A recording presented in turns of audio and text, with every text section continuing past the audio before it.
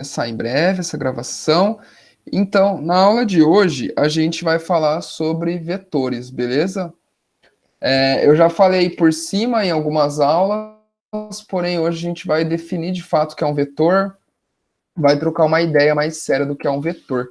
Vocês têm ideia do que é o vetor? Lembram-se do que define um vetor? O que um vetor precisa ter? O que faz um vetor ser diferente?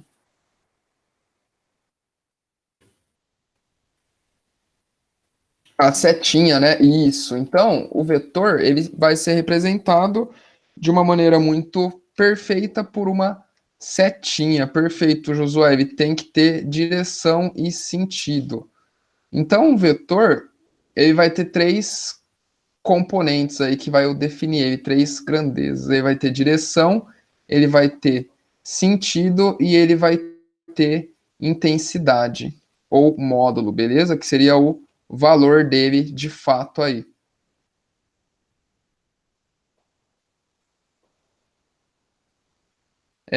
Beleza. Então, a intensidade é a parte mais fácil, né? Por exemplo, eu tenho esse vetorzinho aqui, com uma intensidade desse tamanho que eu desenhei, e esse vetor com uma intensidade maior, né? É fácil de ver que a intensidade é maior, porque a intensidade é justamente o tamanho da seta que eu desenho, o tamanho do corpo da seta. Então, a intensidade vai ser uma coisa fácil de ver. O sentido e a direção, normalmente a galera se confunde com sentido e direção. Vamos ver se eu consigo facilitar para vocês. A direção, ela vai ser o corpo da setinha. Ela vai ser esse traço aqui, ó. Então, isso aqui é a minha direção. A minha direção pode, por exemplo, ser horizontal, vertical, inclinada, sei lá, inclinado 30 graus, 40 graus, 50 graus, beleza? Então vai ser isso aqui, né? Ó, horizontal, vertical, inclinado aqui, ó, x graus, beleza? E o sentido vai ser a cabecinha da minha seta. Então o sentido é o que vai falar se tá para baixo, para cima, para a esquerda, beleza? O sentido é a pontinha da seta. E a intensidade depende da grandeza que eu estou falando, beleza? Então, primeira questão aqui da nossa lista, eu pus a lista no Drive, eu ainda não coloquei ela no Classroom, mas eu vou colocar depois dessa aula aqui, ó.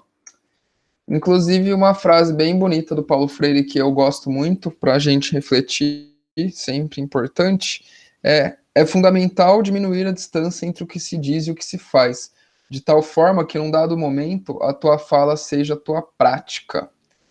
Então, Paulo Freire, quem não conhece, é o maior pesquisador de educação do país, do Brasil, que já existiu. Ele também é o pensador de educação mais citado no mundo. Então, né, ele não é qualquer pessoa, o cara realmente fez diferença aí. Então, ó, qual é a diferença entre uma grandeza escalar e uma grandeza vetorial? E aí dê pelo menos 4 exemplos de grandeza escalar vetoriais.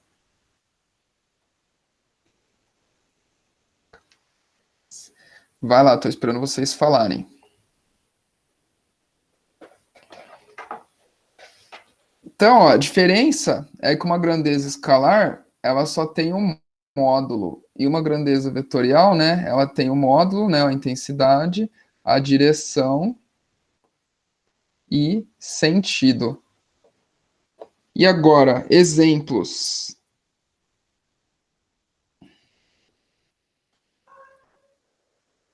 Vamos lá, vou dar o primeiro, vocês complementam aí para mim. Força é uma grandeza vetorial ou força é uma grandeza escalar?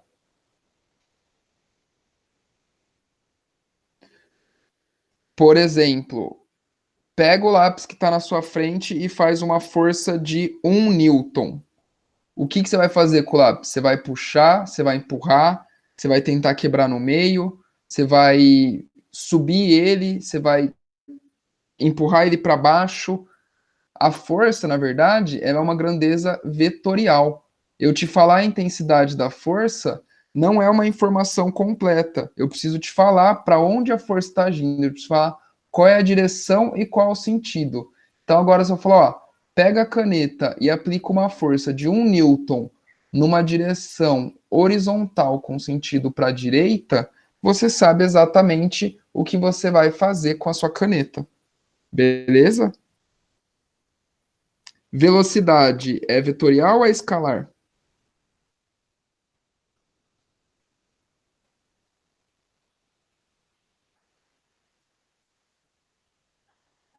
E aí, galera?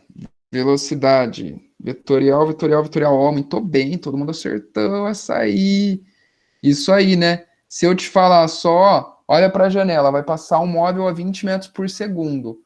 Você não sabe se ele vai passar para baixo, para cima, para direita, para esquerda, para dentro, para fora. Então também preciso te falar completo aí, certo? Altura. Altura é uma grandeza escalar ou uma grandeza vetorial?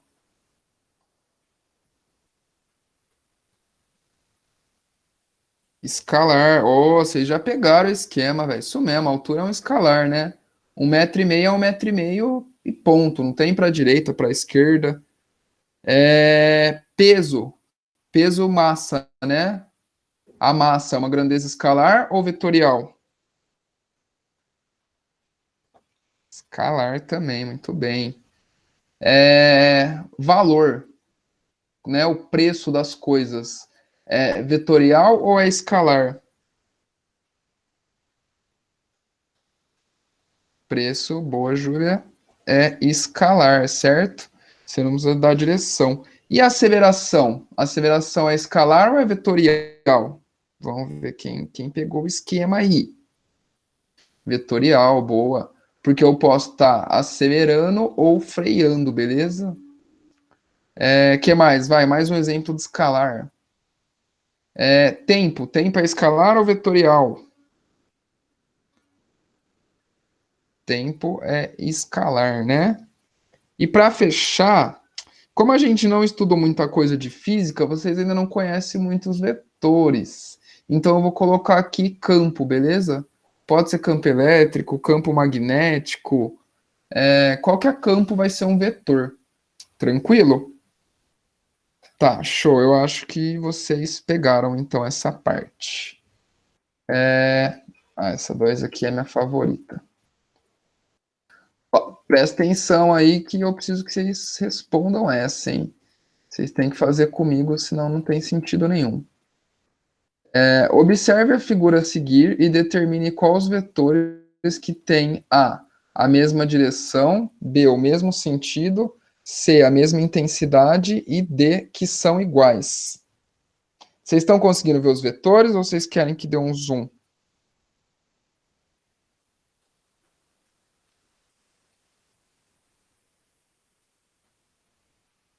Ó, qual desses vetores tem a mesma direção?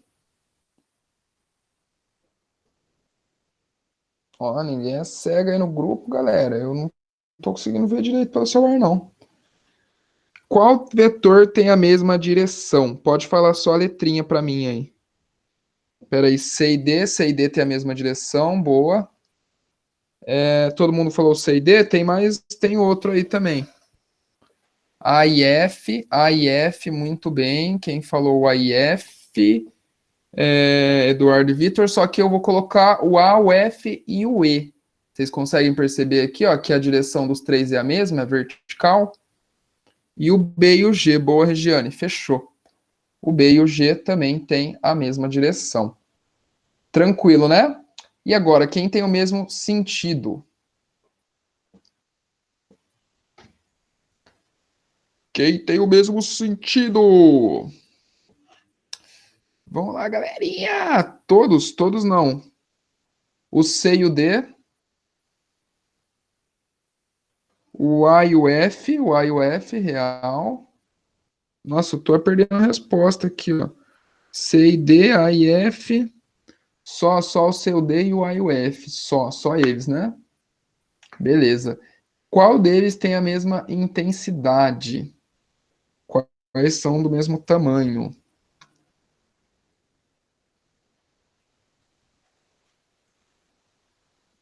O D e o C, real. E o E e o F. O A também não é do mesmo tamanho que o E e o F? A, F, B e A, perfeito. Porque o B, ó, também é do mesmo tamanho, galera. O B aqui, ó, dois quadradinhos também, beleza? Isso aí. E agora, qual deles são igual? Então, lembrando que para ser igual, eu tenho que ter a mesmo módulo, a mesma intensidade, eu tenho que ter a mesma direção e o mesmo sentido. É isso que vai fazer um vetor ser igual ao outro.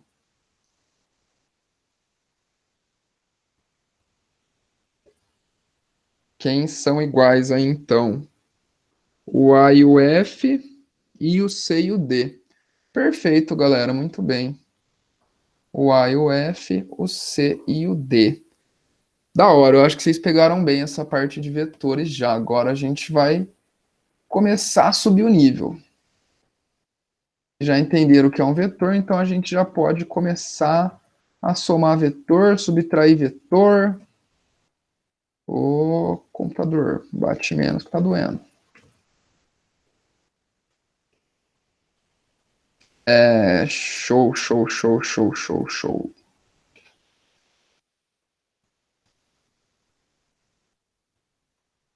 Tá, então, a gente vai falar agora sobre soma de vetores. Para eu somar vetores, é muito fácil.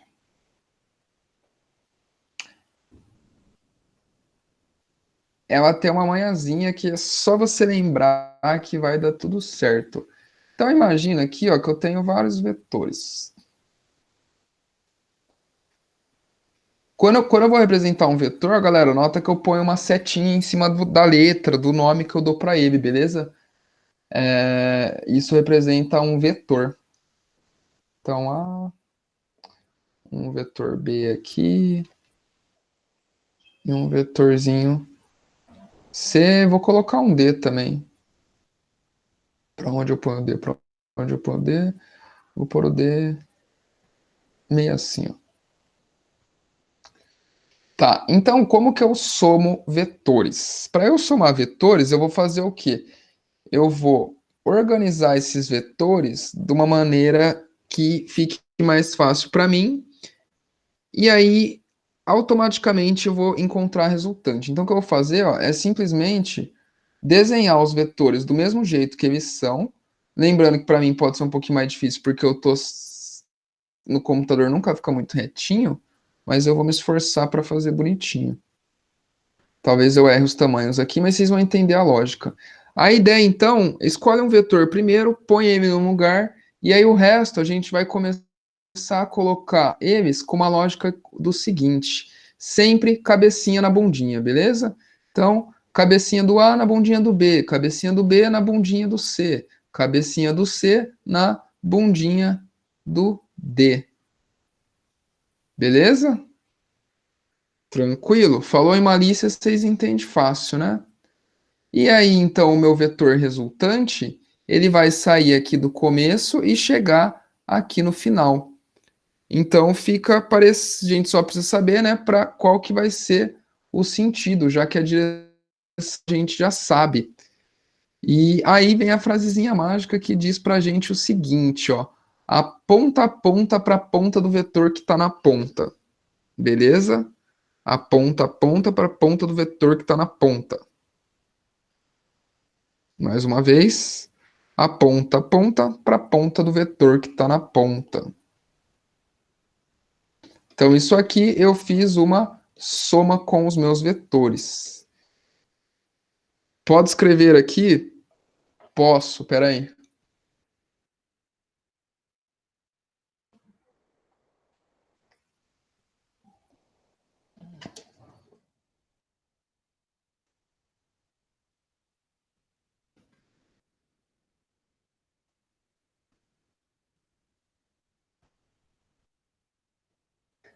ponta a ponta para a ponta do vetor que está na ponta.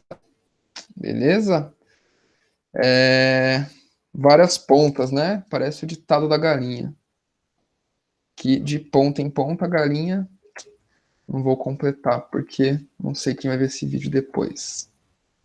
Então, aqui a gente vai fazer uma subtração de vetores. Só que para a gente subtrair vetores, fazer um menos o outro, eu vou roubar, eu vou usar um truque, porque eu não sei fazer subtração de vetores.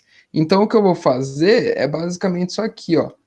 Eu fazer A menos B é a mesma coisa de que eu fazer A mais o negativo do B, certo? Então, é essa ideia que eu vou usar. Então, por exemplo, se eu tenho aqui um vetor A, se esse carinha aqui é meu vetor A, o meu vetor menos A vai ter a mesma intensidade, a mesma direção, porém sentido contrário, certo? Então, quando eu for subtrair um vetor, então vamos pensar no exemplo de cima aqui, ó. Vou fazer aqui A menos B. Quando eu for fazer A menos B, eu vou fazer o quê? Eu vou colocar o A aqui, normal, beleza? Só que agora o B, ele tá ao contrário, certo? Então ele vai vir aqui, ó. Certo? Cabecinha do B na bundinha do A. Esse aqui, ó, é o meu vetor menos B. E aí, de novo, eu sei que vai sair daqui e chegar até aqui, então a minha direção é essa aqui, e o meu sentido aponta a ponta para a ponta do vetor que está na ponta. Então, o meu sentido é esse daqui. Esse aqui seria o meu vetor resultante dessa brincadeira aí.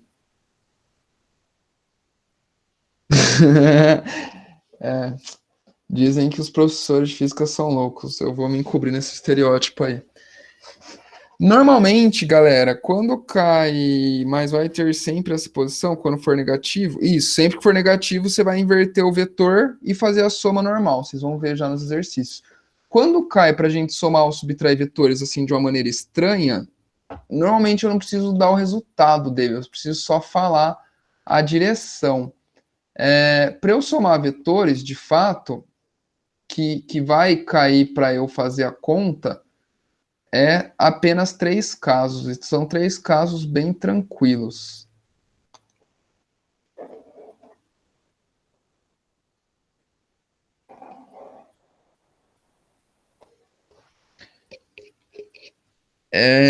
Então, ó, o primeiro caso, imagina que a gente tem uma caixa e eu tenha duas forças puxando essa minha caixa, porém as duas forças agem para o mesmo lado.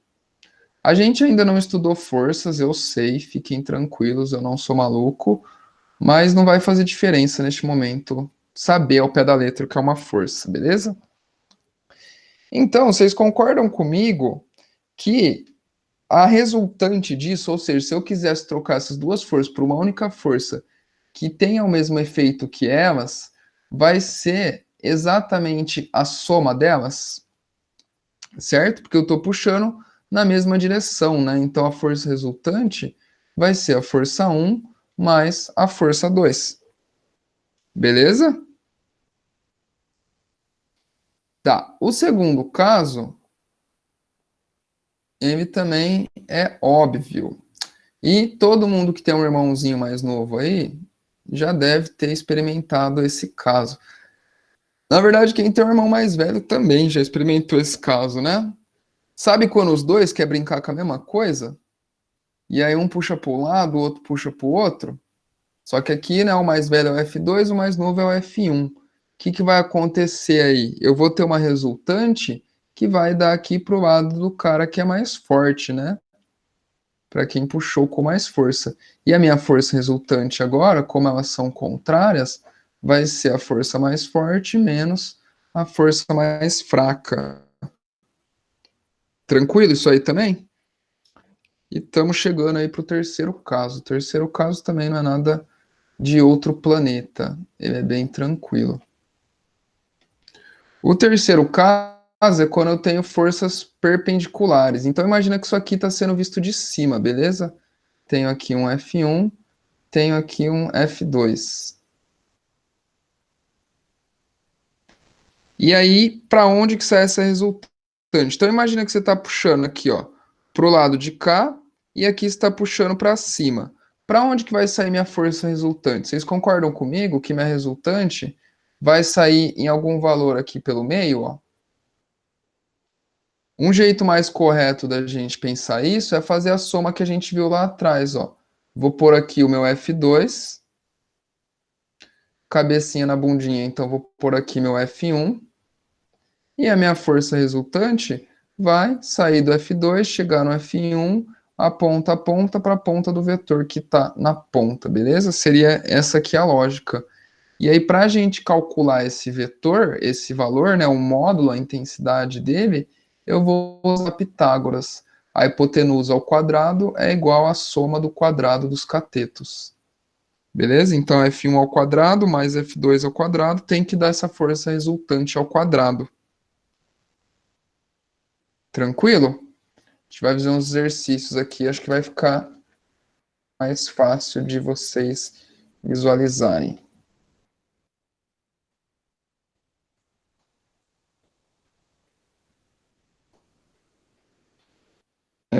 PQ ao quadrado. É o Pitágoras que a gente está fazendo, basicamente. Lembra do Pitágoras lá, que tem um triângulo retângulo, aí tem a hipotenusa, cateto oposto, cateto adjacente? É isso aqui, né? Ó, tem uma hipotenusa e aqui é um triângulo retângulo. Então vai ficar a formulinha do Pitágoras aí. Tá, esse 3 eu vou deixar para vocês fazerem em casa. Ele não é difícil, ele é tranquilo, mas as contas são chatas e eu não quero perder tanto tempo com conta. Para mim é mais importante que vocês aprendam agora o conceito e a geometria do vetor aí. Depois vocês fazem a conta em casa, tenho certeza que vocês vão conseguir, porque vocês são zica. Então aqui, ó, utilize o quadriculado em branco e represente graficamente a soma dos vetores apresentados. Então, galera, somar vetor é desenhar aqui cabecinha na bundinha. Então, vou desenhar esse aqui primeiro, ó, 1, 2, 3, 4, 5. Ah, professor, eu tenho que começar por ele? Não, você pode começar pelo que você quiser. Beleza? 5 quadradinhos, não tão reto quanto o original, porém tá aqui.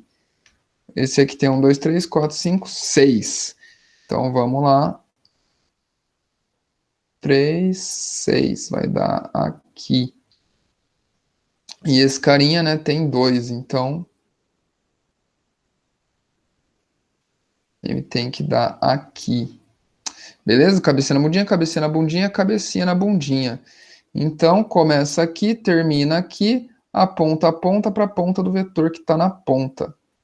Esse vetor aqui seria o meu vetor resultante. Ah, professor, e se eu fizesse começando por outro vetor? Isso aí vai dar certo? Não tem cara de que vai dar o mesmo, né? Não, vai sim, eu provo para você. Eu posso começar, por exemplo, por esse carinha aqui que é 6, ó. 1, 2, 3, 4, 5, 6. Então, eu vou começar por esse carinha aqui. Tô desenhando ele aqui mais para cima por medo de não caber na tela. Vou pôr aqui o que é 5 para baixo. Então, 3, 4, 5. E agora eu tenho esse carinha que é 2 na diagonal, né? Na verdade, não é 2, ele corta 2 quadrados ao meio. Então, minha força resultante sai daqui, chega até aqui, ó. Todo mundo tá com a cabecinha na bundinha. Então, é isso aqui. E aponta para a ponta do vetor que está na ponta. Beleza? Essa parte é mais tranquila, né? De geometria, de desenhar. Aí, ó. Esse aqui eu vou deixar para vocês fazerem em casa também, ó. Represente graficamente a soma dos dois vetores perpendiculares, ou seja, desse, e a subtração do vetor na diagonal. Então, como eu vou subtrair esse, é por esse aqui ao contrário, beleza? Com sentido aqui para baixo. Tranquilo, né? Vocês dão conta de fazer esse também.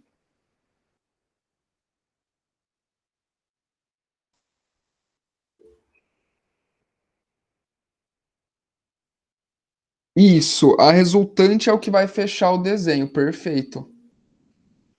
O seu desenho ele sempre vai ficar faltando um vetor. Esse vetor é a resultante. Se o seu desenho fechar totalmente, significa que a resultante é zero. Você não tem força resultante. O que acontece em alguns casos. Beleza? Então vamos lá, ó. Uma caixa sofre uma ação de duas forças representadas na imagem por vetores. Qual é o módulo da força resultante que atua sobre a caixa? Então, ó, galera, o que a gente vai fazer? Tenho 12 aqui e 16 aqui para cima. Eu sei então que a minha força resultante vai dar aqui, né, ó. O que dava para a gente pensar que também, né, faz sentido que ela seja algo por assim, beleza? E aí, esse aqui é o caso que eu tenho as forças com um ângulo de 90 graus, elas são perpendiculares. Então, a força resultante ao quadrado vai ser um lado ao quadrado, mais o outro lado também ao quadrado. E agora o resto é fazer conta, né? Eu vou fazer aqui com vocês. 12 ao quadrado é 12 vezes 12. 2 vezes 2, 4. 2 vezes 1, 2. 1 vezes 2, 2. 1 vezes 1, 1. Então, 144. 16 ao quadrado, 16 vezes 16. Então, 6 vezes 6, 36. 6 vezes 1, 6, com 3, 9. 1 vezes 6, 6. 1 vezes 1, 1. Então, aqui dá 6, 6 com 9, 15. Sobe 1 aqui, né? 256. E agora eu preciso somar, né? 256 mais 144. Então aqui fecha, sobe 1, 5 com 5 fecha, sobe 1, 3 com 1, 4, isso aí dá 400. Então eu sei que a minha força resultante ao quadrado é 400. Então para tirar o quadrado, né, eu vou pôr a raiz dos dois lados. Então minha força resultante é a raiz de 400. E aí se vocês lembrarem como que tira a raiz, né? Como que a gente tira a raiz de um número que a gente não sabe qual que é? Tem que fatorar. Então vai, divide por 2, dá 200, divide por 2, dá 100, divide por 2, dá 50, divide por 2, dá 25. Opa, não dá para dividir por 2, dá para dividir por 3? Também não. Então por 5. 25 por 5 dá 5, 5 por 5 dá 1 e encerrou minha conta, né? Aí aquele esqueminha, ó, cada 2 sai um da raiz, cada 2 sai um da raiz, cada 2 sai um da raiz. Então 2 vezes 2 vezes 5, 5 vezes 2, 10, 10 vezes 2, 20. Então a raiz de 400, na verdade, é igual a 20. E aí eu sei que minha força resultante é igual a 20 newtons. Quem se ligou no triângulo de Pitágoras, que eu falei, galera, decora esse triângulo, ele é importante. Na aula passada eu falei também do triângulo de Pitágoras, né? Ó, isso aqui é 3 vezes 4. Isso aqui é 4 vezes 4. Quanto que vai ser? Oh, 4 vezes 4. Então, esse lado aqui, ó, nada mais é do que 5 vezes 4. Ou seja, 20 newtons. Então, quem tivesse ligado aí no triângulo de Pitágoras não precisava nem ter feito conta nesse exercício, beleza? Você ia conseguir resolver ele aí só sabendo do triângulo de Pitágoras, né? De lados 3, 4 e 5. Beleza? Ficou dúvida nesse? Ou tá tranquilo? Tá tranquilo, suave, beleza? Vamos pro próximo que a gente tá quase chegando onde eu quero, então. Ó, o 7 é igualzinho, igualzinho, igualzinho. Eu vou deixar para vocês fazerem em casa. O 8 é muito parecido com o 9, então eu vou fazer o 9 e vocês fazem o 8.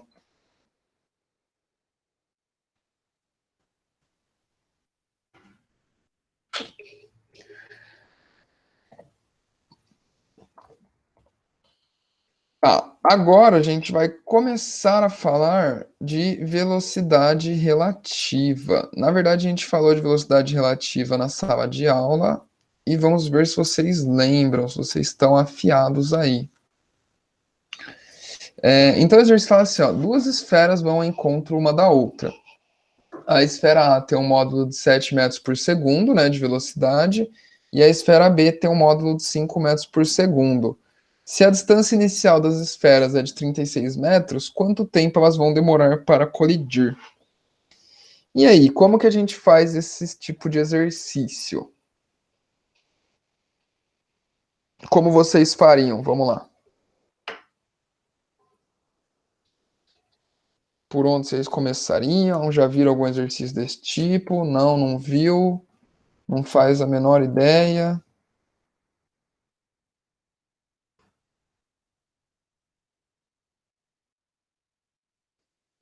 Movimento uniformemente variado? É um movimento uniforme. Não, ele não é variado, desculpa. Ele é um movimento uniforme.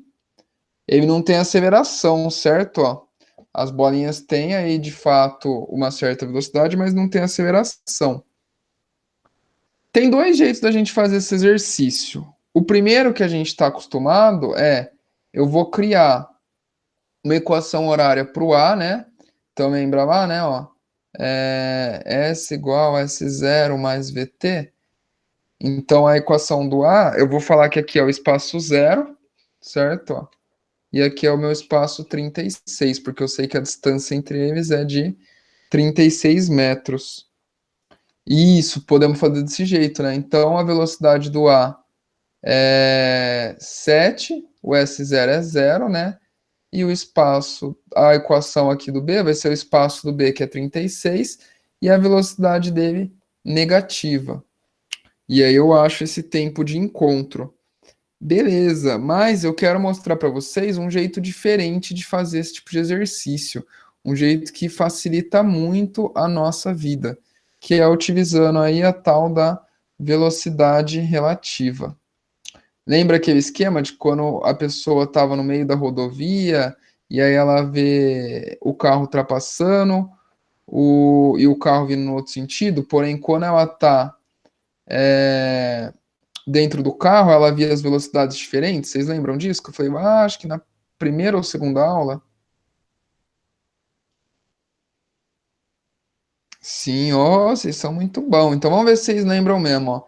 Então, se eu fingir que o B está parado, se eu falar que a velocidade do B é zero, quanto que vale a velocidade do A? Qual que é a velocidade relativa do A?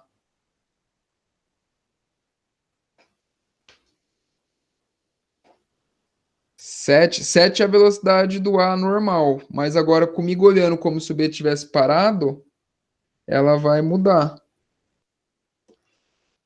Na verdade, a velocidade do A aqui, ó, ela vai ficar 7 mais 5.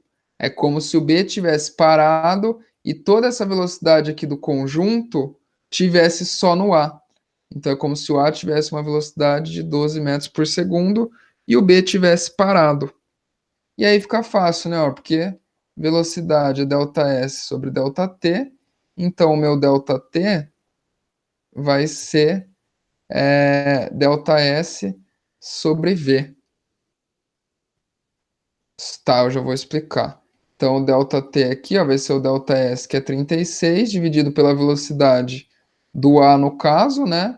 Que é 12, então isso aí costuma dar 3 segundos. Porque é como se o B tivesse parado e só o A tivesse percorrendo. Tá, não, calma, não chora não, que é movimento uniforme, vocês têm que mandar bem, galera. Só não desesperar, ó. Quer ver? Agora que a gente aprendeu o vetor, vai ficar até mais fácil de entender o tal da velocidade relativa. Então, né, tenho aqui minha rodovia, tem um ser humaninho aqui no meio, observando o trânsito, um ser humano de pernas muito grande, por sinal. Tá, então aqui né? Eu tenho um carro aqui.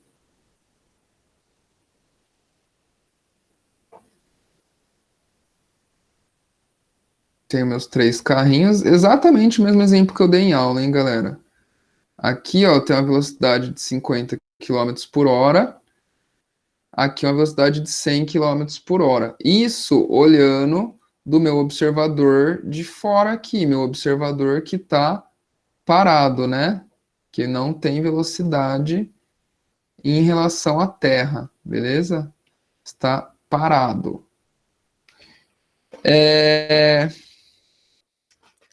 Beleza.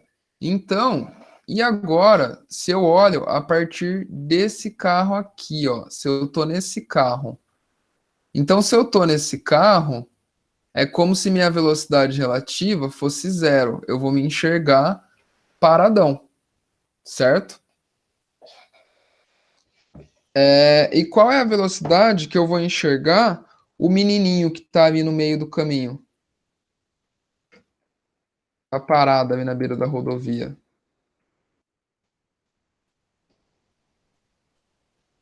Qual a velocidade que eu enxergo o ser humaninho? A velocidade que eu tiver, só que para trás, né? Eu enxergo ele andando para trás aí, beleza? É isso que a gente enxerga, né? Quando está no ônibus ou no carro, você vê como se as coisas estivessem andando para trás, certo? Então, ó, a velocidade relativa, ela vai ser o quê? Ela vai ser a velocidade que você tem menos a velocidade do por aqui, né? Relativa, e aqui a velocidade do referencial, beleza? Então, por exemplo, esse cara aqui, ó, que tem uma velocidade de 100 quilômetros por hora, qual a velocidade que eu vou enxergar ele? Lembra que a gente falou na aula, né? Quando a gente vê alguém passando a 100 por hora, é muito rápido, né? Só vum. Mas quando você está sendo ultrapassado, você vai vendo ele chegando, vai vendo ele ficando do seu lado, vai vendo ele passando. Dá para acompanhar isso daí, né? Então é como se ele tivesse mais devagar, certo? No caso aqui, ó, é como se ele tivesse a 50 quilômetros por hora, porque é a velocidade que ele tinha menos a minha, certo? Perfeito. Quem falou 50 aí? Então é a 100 menos essa de 50 aqui. E agora esse carro do outro lado aqui, ó, que tá vindo no sentido oposto, qual é a velocidade que eu vou enxergar ele? Isso, 100, né? Eu vou enxergar ele mais rápido do que ele estava, mas continua sendo aí, ó, a velocidade dele menos essa daqui, ó, né? Que o menos 50 seria 50 para baixo. Somando com esse 50 aqui, daria esse de 100 quilômetros por hora para baixo, beleza? Então a ideia é sempre essa, ó. A minha velocidade relativa é a minha velocidade menos a velocidade do referencial.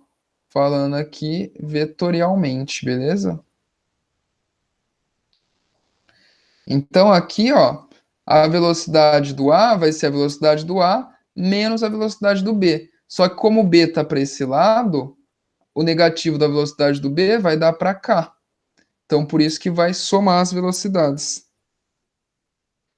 Quando ele ultrapassar, o menino passa a ser negativo.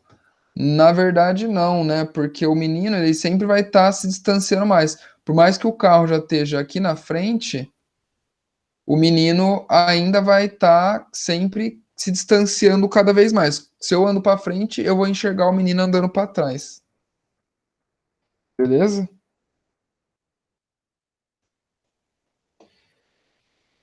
Tá, agora foi tranquilo essa? Um porquinho mais tranquilo.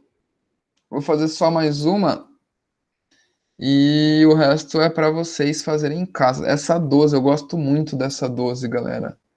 Eu acho ela uma questão linda.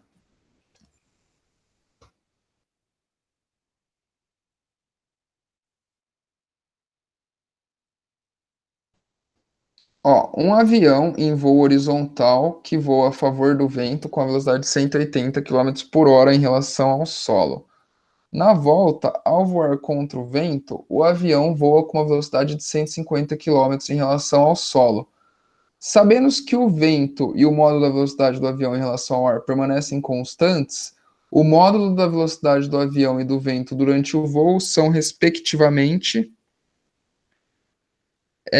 Então, eu sei que tanta velocidade do ar e a velocidade do avião são constantes, beleza? E falou aqui, ó, elas não mudam, elas permanecem constantes. Tá, legal.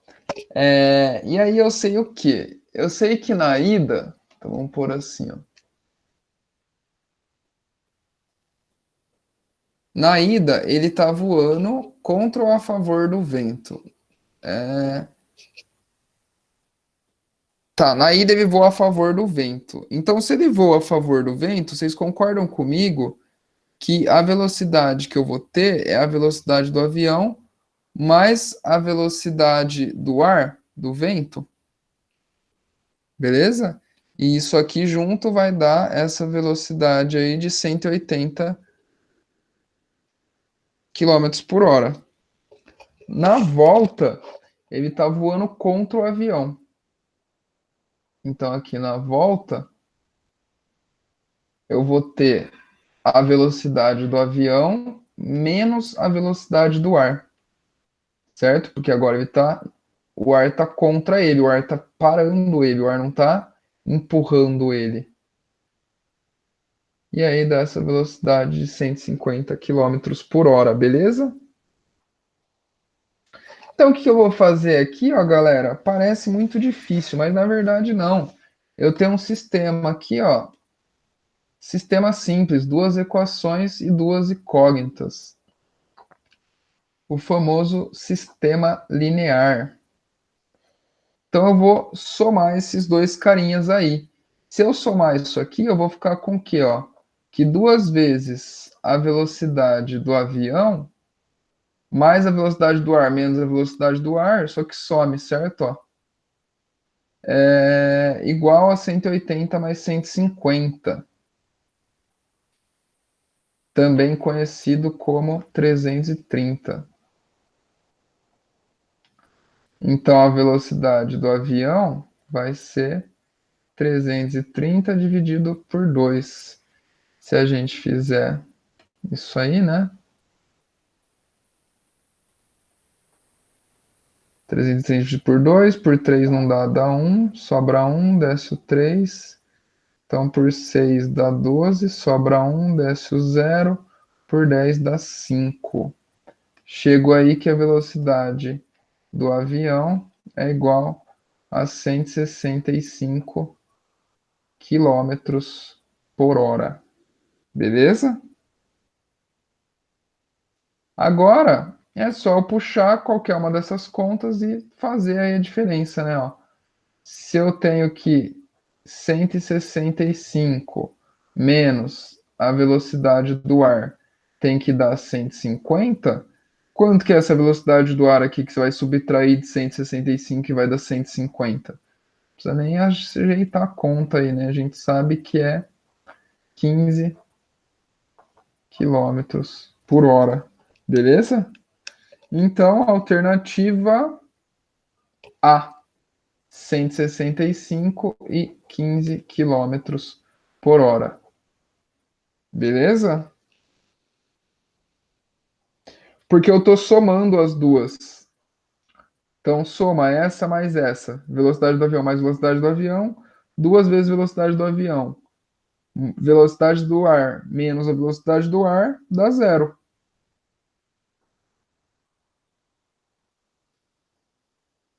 Beleza?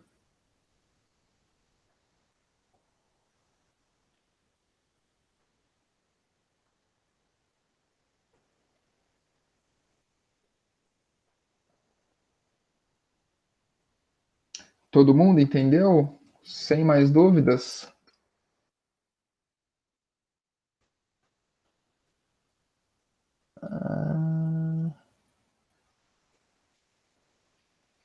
Tá, então todas as outras vocês conseguem fazer numa boa. Todas as outras são variações dessas, beleza? Tem umas aqui, ó, a 8, a 10 e a 11. A ideia é que vocês usem vetor, beleza? Que vocês usem a velocidade relativa e não que vocês usem é, a equação horária do movimento, tranquilo? Numa boa? Beleza, então, galera, eu vou postar lá para vocês isso aqui. Vou parar de gravar então. Quem não tá vendo a live, mas tá vendo o vídeo, valeu, é nóis. Segunda-feira, 8h30, live para vocês. E